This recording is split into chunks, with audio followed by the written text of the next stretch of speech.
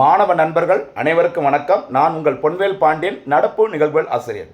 இந்த தினத்தை நம்ம பார்க்க போகிறது ஜூன் 13ஆம் தேதிக்குரிய தினசரி நடப்பு நிகழ்வுகளின் தொகுப்பு. சரியா, சூப்பராக நம்ம தொகுத்து வழங்கிட்டு இருக்கிறோம். தலைப்புச் செய்திகள், விரிவான செய்திகள், நடுவில் ஒரு சில போனஸ் கேள்விகள், இறுதியாக சூப்பர் சிக்ஸ் கேள்விகள், இப்படி நிறைய சிறப்பு அம்சங்களை கொண்டு நடப்பு செய்திகளை சப்ஜெக்டோட லிங்க் பண்ணி சொல்லிட்டு இருக்கிறோம். நல்ல முறையில் பயன்படுத்திக்கோங்க. மக்களை தேர்வில் வெற்றி பெறுங்கள். நிறைய பேர் சூப்பராக பதில் சொல்லுங்க. அனைவருக்கும் என்னுடைய நன்றிகளை தெரிவித்துக் கொள்கிறேன். நீங்களும் உற்சாகப்படுத்துங்க மற்ற மாணவர்களும். சரிங்களா, ஆரம்பிக்கலாமா? இப்போ நம்ம பார்க்க போகிறது ஜூன் 13ஆம் தேதிக்குரிய தினசரி நடப்பு நிகழ்வுகள். அதில் ஃபர்ஸ்ட் நம்ம வழக்கம் போல பார்க்க போகிறது என்னன்னு சொல்லி பார்த்தோன்னா தலைப்பு செய்திகள். சரி, ஜூன் 13க்கான தலைப்பு செய்தியில் முதல் முக்கியமான திட்டம் என்னன்னு சொல்லி பாருங்க. குறுவை நெல் சாகுபடி திட்டம் அப்படின்னா என்ன, எப்போது இந்த திட்டம் வழக்கமாக செயல்படுத்தப்படுகிறது, இதோட சிறப்புகள் என்ன அப்படின்னு பார்க்க போகிறோம். குறுவை நெல் சாகுபடி திட்டம். அடுத்தபடியாக பார்க்க போகிறது முக்கியமானது பாருங்க, சர்வதேச வர்த்தக சபையின், சரி ஐசிசின்னு சொல்லுவாங்க. சரி, ஐசிசினா இந்தியன் கிரிக்கெட் கவுன்சில் கிடையாது, சர்வதேச வர்த்தக சபையின் புதிய தலைவராக ஒரு இந்தியர் நியமனம் செய்யப்பட்டுள்ளார். இந்த நிறுவனம் எங்கே இருக்குது, அப்படி நியமனம் செய்யப்பட்டுள்ள புதிய தலைவர் யார் அப்படிங்கிற செய்தியை பார்க்க போகிறோம். அதை பார்த்து முடிச்சுட்டு உலகின் முதல் ட்ரில்லியனர் யார் அப்படிங்கிற சாதனையை பார்க்க போகிறோம். ஓகேவா? அடுத்து ஃபோர்த்து கொஸ்டின் பார்த்தீங்கன்னா, ஃபோர்த்து முக்கியமான செய்தி, புகழ்பெற்ற துப்பாக்கி சுடுதல் வீரர் ஜஸ்பல் ராணா அவர்கள் ரீசெண்டாக பார்த்தீங்கன்னா மரணம் அடைஞ்சிட்டாங்க. அவர் படைத்த முக்கியமான சாதனைகளை பார்க்க போகிறோம். அதனைத் தொடர்ந்து சுகாதாரம் தொடர்புடைய முக்கியமான செய்தி, கேரளாவில் ஷிகல்லா அப்படிங்கிற ஒரு பாக்டீரியா தொற்று ஏற்பட்டு 2 பேர் இறந்துருக்கிறாங்க. இது ஏன் ஏற்படுகிறது அப்படின்னு பார்க்கலாம். இது தவிர கேரளாவில் என்னென்ன நோய் தொற்றுகள் அடிக்கடி நியூஸில் வந்துட்டே இருக்கு, அதை நம்ம பார்த்துட்டு ரிவிஷனுக்காக இறுதியாக சூப்பர் சிக்ஸ் கேள்விகளும் பார்க்க போகிறோம். சரிங்களா, எல்லா செய்திகளும் முடிஞ்சளவுக்கு சிறப்பான முறையில் கொடுத்துட்ருக்கோம்.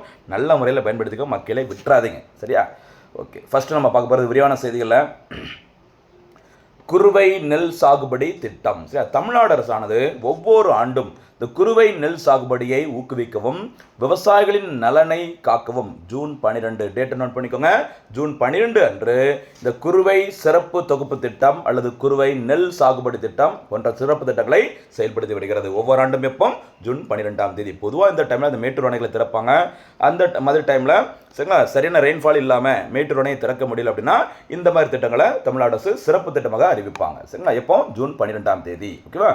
ஆண்டுதோறும் டெல்டா மாவட்டங்களில் குறுவை நெல் சாகுபடி செய்வதற்கு மேட்டூர் அணை ஜனவரி 12ஆம் தேதி திறக்கப்படுவது வழக்கம். சரியா, நிகழாண்டு இந்த 2026ஆம் ஆண்டில் தென்மேற்கு பருவமழை காலத்தில் எல் நினோ, சரி எல் நினோ இந்த லானினோ அப்படிங்கிறத பற்றி நம்ம சிறப்பு வீடியோ ஒன்று கண்டிப்பாக சீக்கிரமாக போட்டுருவோம்.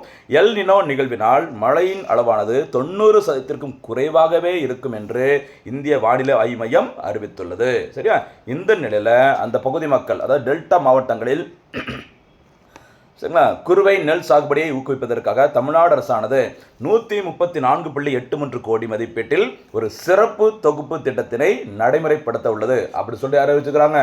தமிழகத்தின் புதிய முதலமைச்சர் ஜோசப் விஜய் அவர்கள் அறிவிச்சிருக்கிறாங்க. சரியா, நிகழாண்டில் பருவமழை எதிர்பார்த்த அளவு இல்லாததாலும், ஓகேவா, அணைகளில் போதிய நீர் இருப்பு இல்லாததாலும் மாற்று வழிகளில் இந்த நெல் உற்பத்தியை பெருக்குவதற்காக இந்த திட்டம் முன்னெடுக்கப்படுவதாக அவர் அறிவித்திருக்கிறார். ஓகேவா, இந்த திட்டத்தின் நீட்சியாக என்னெல்லாம் செய்ய போறாங்க அப்படிங்கிறத கொஞ்சம் பாருங்க. விவசாயிகளுக்கு நாள் ஒன்றிற்கு 18 மணி நேரம் 3 ஃபேஸ் மும்முனை மின்சாரம் தடையின்றி வழங்கப்படும் சொல்லியிருக்கிறாங்க. ஒன்று.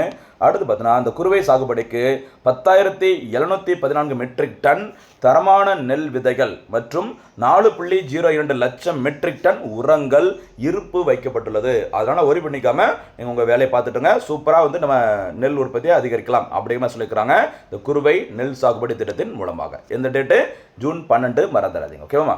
அடுத்து ஒரு நியமனம் பாருங்க.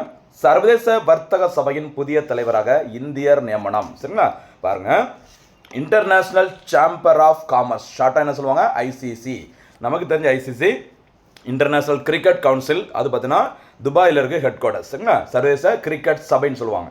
இங்கே பார்க்குறது சர்வதேச வர்த்தக சபை, international chamber of commerce.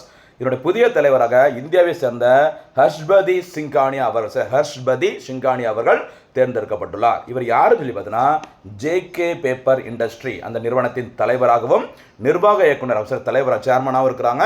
Managing director இருக்கிறாங்க ஜேகே பேப்பர் நிறுவனத்தின். யாருமா, ஜேகே. சரியா, மறந்துடாதீங்க, விட்டுறாரு. யாருமா, சாரி, ஹர்ஷ்பதி சிங்கானியா அவர்கள்.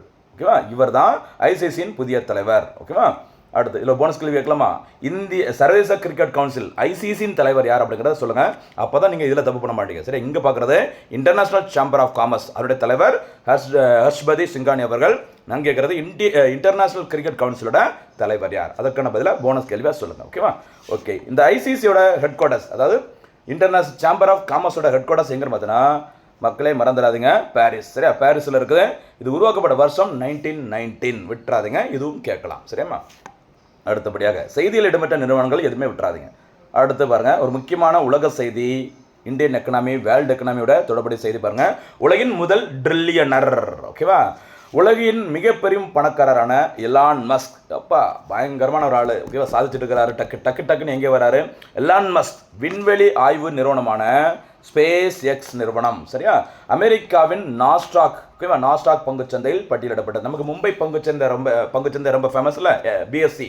அதே மாதிரி அமெரிக்காவின் நாஸ்டாக் பங்குச்சந்தையில் பட்டியலிடப்பட்டுள்ளது இந்த ஸ்பேஸ் எக்ஸ் நிறுவனத்தின் அந்த பங்குகள். சரியா? இந்த ஸ்பேஸ் எக்ஸ் நிறுவனத்தின் விண்வெளி ஆய்வு நிறுவனத்தின் இந்த பொது பங்குகள். சரியா? அந்த IB1 சொல்லுவாங்க, இனிஷியல் பப்ளிக் ஆஃபர் சொல்லுவாங்கல்ல, அந்த பொது பங்கு வெளியீட்டின் மூலம் அந்த நிறுவனத்தின் தலைவரான எலான் மஸ்க் உலகின் முதல் ட்ரில்லியனராக உருவெடுத்துள்ளார். சரியா?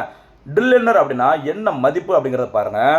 1,00,000 கோடி டாலர் மதிப்பினை கொண்டது. US டாலர்ல 1,00,000 கோடி. ஓகேவா? 1,00,000 ரூபாய் எவ்வளோ பெரிய அமௌண்ட்டு, 1 கோடி எவ்வளோ பெரிய அமௌண்ட்டு, இது 1,00,000 டாலர்.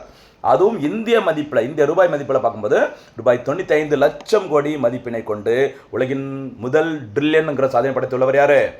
Elon Musk. ஓகேவா? இவரோட பிறந்த நாடு எதுன்னு தென்னாப்பிரிக்கா. அமெரிக்காவில் இருந்தாலும் இவரோட பிறந்த நாடு தென்னாப்பிரிக்கா. தென்னாப்பிரிக்காவில் பிறந்த Elon Musk Tesla, space X நிறுவனம், அடுத்து பார்த்தீங்கன்னா முக்கியமானது என்னது? எக்ஸ், ட்விட்டர், அதனுடைய ஓனராகவும் இப்போ இருக்கிறாரு. மறந்துடாரு. சரிங்களா? Okay, super. அடுத்தபடியாக இன்னொரு முக்கியமான ஒரு செய்தி பாருங்க. ஒரு முக்கியமான சாதனையாளர் மரணம் அடைஞ்சிருக்கிறாங்க. யாருன்னு பார்த்தீங்கன்னா திரு ஜஸ்பால் ராணா அவர்கள். சரியா? உலக புகழ்பெற்ற இந்திய துப்பாக்கி சுடுதல் வீரர். ஓகேவா? ஆசிய விளையாட்டுப் போட்டிகளில் தங்கப் பதக்கம் வென்றவரும், சரியா, துப்பாக்கி சுடுதல் பயிற்சியாளருமான ஜஸ்பால் ராணா அவர்கள் மாரடைப்பு காரணமாக காலமாக இருக்கிறாங்க. இவர் உத்தரகாண்ட் மாநிலத்தை சேர்ந்தவர். ஓகேவா?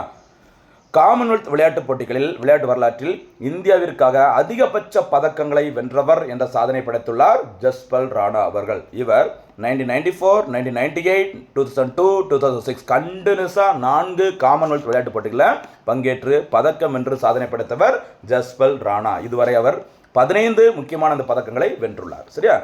பதக்கங்களை வின் பண்ணது மட்டுமல்லாமல் இந்திய துப்பாக்கி சுடும் அந்த அணிக்கு பார்த்தீங்கன்னா தலைமை பயிற்சியாளராகவும் இருந்து வருகிறார். இப்படி இருந்த ஜஸ்பால் ராணா அவர்களை கௌரவப்படுத்துகிற மாதிரி 1994ஆம் ஆண்டில் மத்திய அரசானது அர்ஜுனா விருதையும், 1997ஆம் ஆண்டில் பத்மஸ்ரீ விருதினையும், 2020ஆம் ஆண்டில் துரோணாச்சாரியா பயிற்சியாளருக்கு வழங்கப்படக்கூடிய துரோணாச்சாரியா விருதையும் வழங்கி மத்திய அரசு கௌரவித்தது. ஞாபகம் வச்சுக்கோங்க. ரொம்ப முக்கியமான ஒரு நபர், விட்டுறாதீங்க. சரியா? அடுத்து ஒரு சுகாதார செய்தி பாருங்க. கேரளத்தில் ஷிகல்லா பாக்டீரியா தொற்று. சரியா? ஷிகல்லா என்பது ஒரு பாக்டீரியா பாதிப்பு நோயாகும். சரியா? அது வந்துட்டு ஒரு நோய். இப்போ பார்த்தீங்கன்னா அந்த எப்போலா வைரஸ் பார்த்துருப்போம். ஒரு போனஸ் கேள்வி கேட்கலாமா? எப்போலா வைரஸ் நம்ம நிறைய வாட்டி பார்த்துக்கிறோம். எப்போலாங்கிறது நோய். அந்த எப்போலாவுக்கு காரணமான வைரஸின் பெயர் என்ன? போனஸ் கேள்வியாக மெமரியில் இருந்தால் சொல்லுங்கள், இல்லைன்னா தேடி பார்த்தா சொல்லுங்கள். எனக்கு தேவை ஆன்சர். நீங்கள் டைப் பண்ணி சொன்னீங்க அப்படின்னா உங்களுக்கு லைஃப்பில் மறக்காது. அது எப்போலா வைரஸ். சரியா?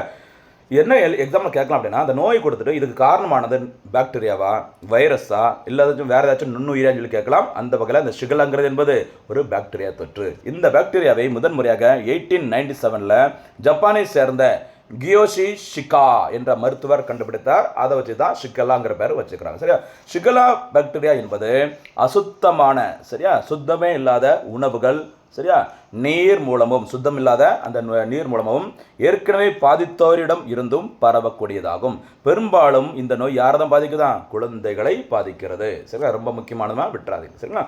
இந்த நோய் தொற்று ஏற்பட்டுதுன்னா முதல்ல பெருங்குடலை தான் பாதிக்கும். சரி, பெருங்குடலை பாதிச்சு அதிலிருந்து பார்த்தீங்கன்னா மூச்சு விடுவதற்கு நமக்கு வந்து திணறது, எல்லா பிரச்சனையும் வரன்னு சொல்லியிருக்கிறாங்க. கவனமாக இருக்கணும். சரிங்களா? இந்த தொற்றினால் பாதிக்கப்பட்டவருக்கு ஓகேவா, வாந்தி, என்னென்ன அறிகுறிகள் பார்த்தீங்கன்னா வாந்தி, வயிற்றுப்போக்கு, காய்ச்சல், வயிற்று வலி ஏற்படும் என்பது குறிப்பிடத்தக்கது. கேரளத்தில் ஷிகல்லா பாக்டீரியா தொற்று காரணமாக இதுவரைக்கும் 2 பேர் இறந்துக்கிறாங்க. நேற்றைய தினத்தில் பார்த்தீங்கன்னா ஒரு 4 வயசு குழந்தை இறந்துக்கிறாங்க. சரியா? இந்த ஷிகல்லா நோய் தொற்றின் பொதுவான அறிகுறிகள், ஓகேவா, அந்த வாந்தி, வயிற்றுப்போக்கு இருக்கட்டும். அதை தாண்டி ஒன்று எக்ஸ்ட்ரா பாயிண்ட் பாருங்க. சில வயிற்றுப்போக்கு அல்லது பேதி, வயிற்று வலி, தசை பிடிப்புகள், காய்ச்சல், குமட்டல், மலத்தில் ரத்தம் வருவது. சரி, அந்த மலத்தில் ரத்தம் வருவது லைட்டாக வந்து ஒரு 3 நாளில் அப்படியே சரியாச்சு, ஒரு 4-5 நாளில் சரியாச்சுன்னா பரவாயில்ல. கண்டினியூஸாக இருந்ததுன்னா செக் பண்ணணும். ஒருவேளை இந்த நோய் தொற்றாக இருக்கலாம் அப்படிங்கிற மாதிரி சுகாதாரத்துறை அறிவித்திருக்கிறாங்க. என்ன தொற்றுமா? ஷிகல்லா பாக்டீரியா கேரளா. இதே மாதிரி கேரளாவில் பார்த்தீங்கன்னா கொரோனா தொற்று சரி COVID-19 முதல் முறையாக இந்தியாவில் உறுதி செய்யப்பட்ட மாநிலம் Kerala. Zika virus, Nipah virus, ஓகேவா, இப்படி நிறையா வைரஸ் பார்த்தீங்கன்னா முதலில் தமிழ்நாட்டில் இந்தியாவில் கண்டுபிடிக்கப்பட்ட மாநிலம் எதுன்னு கேட்டால் எதை சொல்லலாம்? கேரளா. ஞாபகம் வச்சுக்கோங்க. இன்னொரு பதிப்பில் இப்போ நான் சொன்ன எல்லா நோய்களும் சரியா என்னென்ன வைரஸ் என்னென்ன பாக்டீரியா மூலம் பரவுகிறது அப்படிங்கிறத கிளியராக பார்ப்போம். சரியாம்மா? அடுத்து இன்றைய தினத்திற்கான சூப்பர் 6 கேள்விகள். முதல் சூப்பர் 6 கேள்வி சரிங்களா பாருங்கள். சர்வதேச வர்த்தக சபையின் புதிய தலைவர் யார்? இரண்டாவது கேள்வி, உலகின் முதல் ட்ரில்லியனர் அதிபர் யார்? தேர்ட் கொஸ்டின், ஷிகல்லா நோய் என்பது எந்த பாதிப்பினால் எதன் காரணமாக பரவுகிறது? ஃபோர்த் கொஸ்டின், சமீபத்தில் காலமான ஜஸ்பல் ராணா அவர்கள் எந்த துறையில் புகழ்பெற்றவர்? ஃபிஃப்த் கொஸ்டின், குறுவை சிறப்பு தொகுப்பு திட்டம் எப்போது செயல்படுத்தப்படுகிறது? சிக்ஸ்த் கொஸ்டின், சர்வதேச வர்த்தக சபையின் தலைமையிடம் எங்கே அமைந்துள்ளது? நன்றி மாணவ நண்பர்களை, மீண்டும் சந்திக்கலாம். வணக்கம்.